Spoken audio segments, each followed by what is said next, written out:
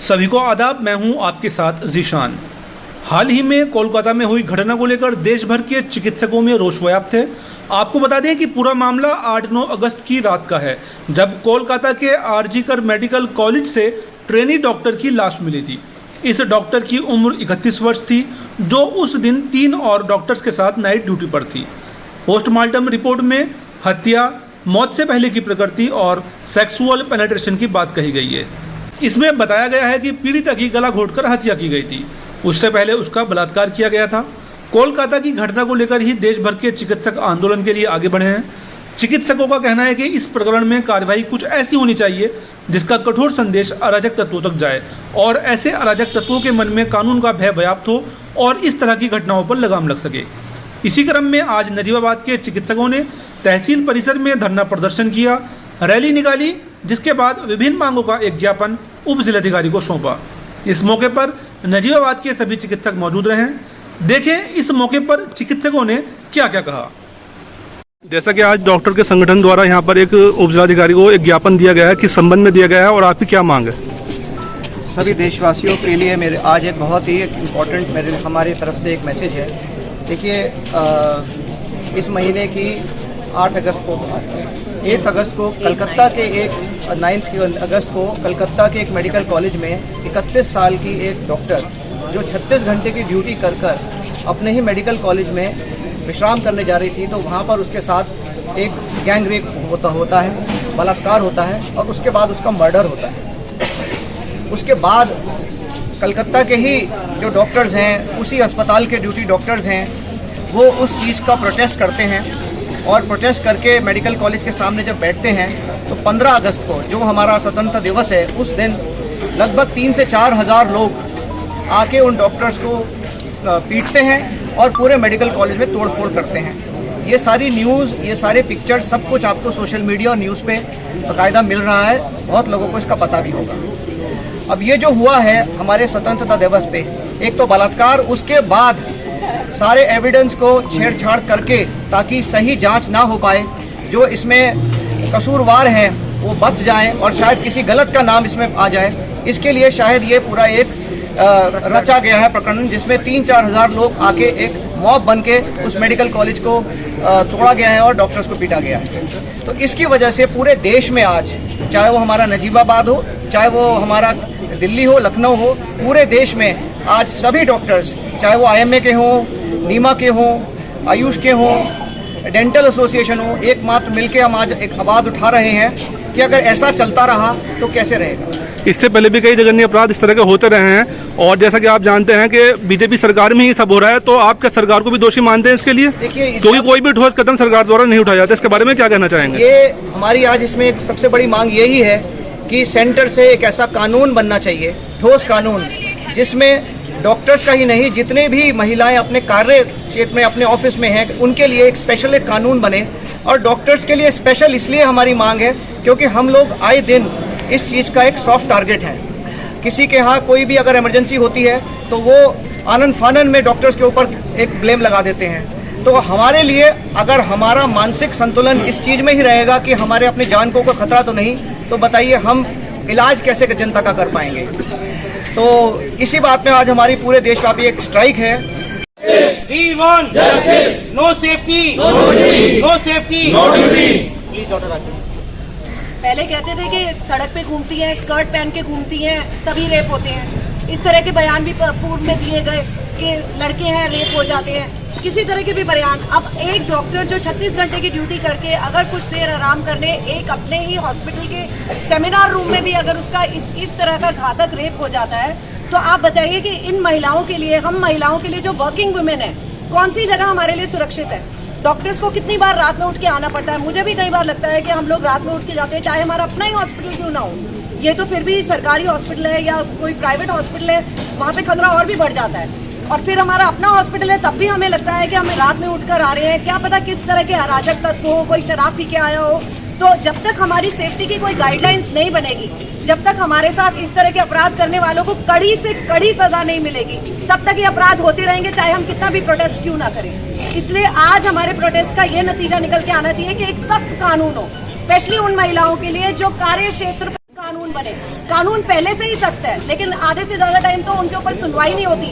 कई सारे cases pending है, तो उन केसेस को फास्ट ट्रैक से किया जाए और देखा जाए कि किस तरह से महिलाओं का कार्य क्षेत्र में छोटी या बड़ी मात्रा में उत्पीड़न हो रहा है, और उसको बहुत ही संगीन तरीके से लिया जाए और महिलाओं की सेफ्टी और सुरक्षा सुनिश्चित की जाए। मेरा बस यही कहना है एक महिला होने के नाते। आप प्रैक्टिकली देखना, हम कहीं ना कहीं किसी विचारधारा या किसी पॉलिटिकल पार्टी के प्रो होने की वजह से बाहर हो जाते हैं। आप जब कलकत्ता की केस की जब जांच निकालोगे, जब इसके पास में जाओगे, तो इस आरजी कर में 2000 से सेक्स रैकेट चलता है। एक लड़का था, उसका एग्जैक्टली नाम मैं भूल गया, 2001 में उसका मर्डर होता है, उसको सुसाइड दिखाया जाता है। आरजी कर मेडिकल कॉलेज का वो लड़का होता है। उसने इसके खिलाफ सबसे पहले वहाँ के जो प्रशासन था, प्रिंसिपल, जो डीन, इनके खिलाफ उसने आवाज उठाई थी और उसका वो शिकार हो गया था, क्योंकि इन गुंडों को पॉलिटिकल संरक्षण है। लेकिन होता क्या है कि हम जैसे लोग भी जो डॉक्टर को लेंगे, फिर कहीं ना कहीं किसी पॉलिटिकल पार्टी, किसी विचारधारा से बायस होके कहीं ना कहीं इस मामले को डाइल्यूट कर देते हैं। तो जब तक ये हम करते रहेंगे, हमें न्याय नहीं मिलेगा। आप इसके जड़ में जाइए, और कम से कम इतना हमारी मोरल और एथिकल ड्यूटी है कि आज इस जघन्य अपराध में, आज सोचिए उस बेटी के माँ बाप से क्या गुजरता होगा। आप सोचो, आपके घर में अगर ऐसा होता तो क्या गुजरता, आप सोच सकते हैं। तो हमारी मोरल और एथिकल जिम्मेदारी है कि हम इसको आज यूं ही नहीं जाने दें। कहा डॉक्टर संदीप ने कि इससे कानून बनना चाहिए और इसमें सरकार को एक ठोस कदम लेनी चाहिए और इस पॉलिटिकल संरक्षण देने वालों को, इन गुंडों को फांसी की सजा होनी चाहिए। मैडम, मेरा आपसे सवाल ये है कि अगर कोई भी ठोस कदम ना उठाया गया तो फिर आगे की क्या कार्रवाई है और किस तरह से आप कार्य करेंगे? मेरे ख्याल से जो आईएमए के प्रेसिडेंट हैं वो लोग मिलकर डिसाइड करेंगे, या हमें जो नेशनल वाइड हम लोग स्ट्राइक पे जाना चाहेंगे अगर कोई ठोस कानून नहीं बनता है। तो वो तो आईएमए के जो आला कमान है वही डिसाइड करेगी कि किस तरह का आगे हमारा एक्शन होगा। तो यहाँ पर आज सिर्फ ज्ञापन ही दिया गया है, क्या कोई धरना प्रदर्शन भी है या कोई भूख हड़ताल इस तरह? आज हमारा नहीं, भूख हड़ताल नहीं है, लेकिन धरना प्रदर्शन है और ज्ञापन सौंपा गया है। और आज हम नॉन इमरजेंसी सर्विस जो है हमारी, वो सब बंद रखेंगे, यही तय किया। से एक बात ये कहना चाहता हूँ कि हमारा जो मेडिकल प्रोफेशन है वही एक प्रोफेशन ऐसा है कि जहाँ पे 36 घंटे और 48 घंटे लगातार ड्यूटी करते हैं हमारे बच्चे और हम लोग।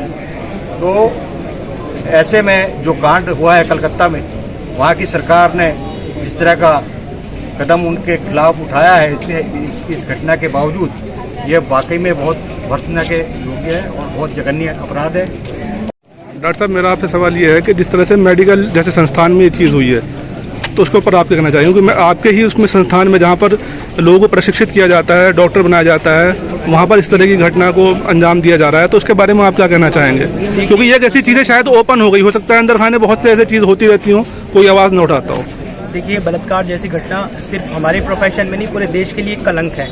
और जिस देश में महिला सशक्तिकरण की बात की जाती हो, महिलाओं को मान सम्मान देने की बात की जाती हो, और आए दिन वहाँ बच्चियां भी उस देश में सेफ ना हो, जिस देश की राजधानी सुरक्षा के नाम पे 44वें पायदान पे आती हो, मैं समझता हूँ ये हमारे लिए शर्म की बात है और सारी मानवता के लिए शर्म की बात है। और हमको आगे बढ़कर सबको एकजुट होकर इसके खिलाफ बात करनी होगी। कानून बहुत सारे हैं, मगर उन कानूनों पर अमल कितना होता है हमें ये भी देखना होगा।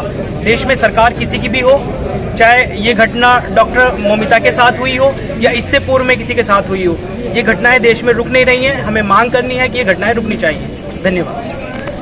ये एक हमारे डॉक्टर जो कोलकाता की रेजिडेंट डॉक्टर थी, उनके साथ जो निर्मम उनकी जो हत्या और उनका जो मर्डर और केस हुआ है, उसके प्रोटेस्ट के लिए था कि ये वैसे तो एक डॉक्टर का मर्डर नहीं है, ये एक इंसानियत का मर्डर है, और जिसका हम पूरी तरीके से नीमा नजीबाबाद नहीं, पूरे ऑल इंडिया नीमा, आईएमए और डेंटल एसोसिएशन वगैरह उसकी पूरी तरीके से भर्त्सना करते हैं और उसके लिए सख्त से सख्त सज़ा, क्योंकि एक इंसानियत का कत्ल है। और ये इंसानियत के कत्ल की वजह से एक क्या पैगाम जाना चाहिए जिससे कि आइंदा कोई ऐसा हरकत ना हो, उसके लिए प्रोटेस्ट है। तो आज सभी लोग अपनी क्लिनिक भी बंद रखेंगे और यहाँ एसडीएम साहब को नेशनल प्रेसिडेंट के लिए हमने एक मेमोरेंडम दिया है जिससे कि हमारी वहाँ बात पहुँचे। और वाक़या हुआ है, इसकी हम मजम्मत करते हैं और तमाम डॉक्टर आज क्लिनिक बंद रखेंगे, सब एक साथ हैं, बीमा, आईएमए सब।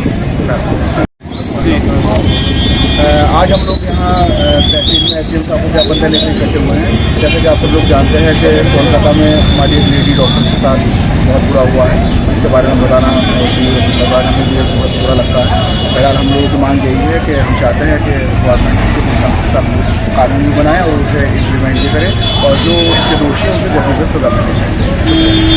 इस तरह के हत्याओं के और इसके केस होते हैं, मेरे ख्याल से ये बिरादरी को दलगत राजनीति से ऊपर उठ के एक हो जाना चाहिए और अपनी सारी विचारधाराएं खत्म कर देनी चाहिए कि कौन किस पार्टी का कौन किस पार्टी का। सिर्फ एक ही बिरादरी याद रखे, वो डॉक्टर बिरादरी याद रखे, जब हमारी समस्या का समाधान हो सकता है। अदर जिला बिजनौर की खबरों के लिए चैनल को सब्सक्राइब करें और बेल आइकन पर क्लिक करें।